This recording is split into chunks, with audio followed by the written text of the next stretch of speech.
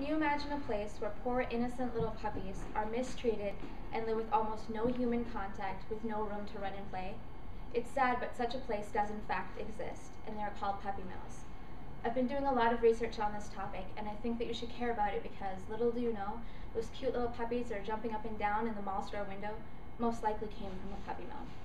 Today I'll be discussing three main points. What are puppy mills? What's the business that's done through them? And what conditions do the puppies live in? First of all, what are puppy mills? Puppy mills are a breeding facility where the female dogs are bred at least twice a year, and after they can no longer produce the litter, they are killed. And they mostly live in very confined and small cages, several to a cage. Unfortunately, there's a lot of business done through puppy mills. Puppies are packed into vegetable crates and shipped off to brokers who will sort through the puppies and distribute them accordingly across the country. And because of instances like this, 21 states have put in what they call puppy lemon laws. And these laws are often amendments to local unfair, deceptive practice acts.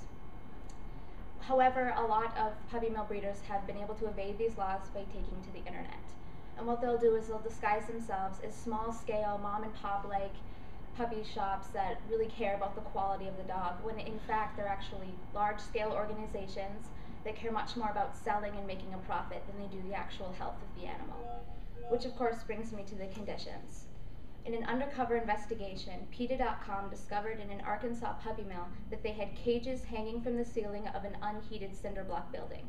And if that wasn't appalling enough, according to the American Society for the Prevention of Cruelty to Animals, or ASPCA, breeders fail to remove sick dogs from their breeding pools, which creates a very high risk for the puppies to contract a variety of diseases, such as epilepsy, heart disease, kidney disease, blood disorders, deafness, eye problems, respiratory disorders, diabetes, and much, much more. Also, when the puppies are sold, they travel a very long ways, like hundreds and hundreds of miles within cars, trucks, planes, and other means of transportation, often without the necessities that they do require. An example of this is two men that are currently facing charges for having 38 puppies in a feces-filled van with no food, no water, and virtually no space to move at all.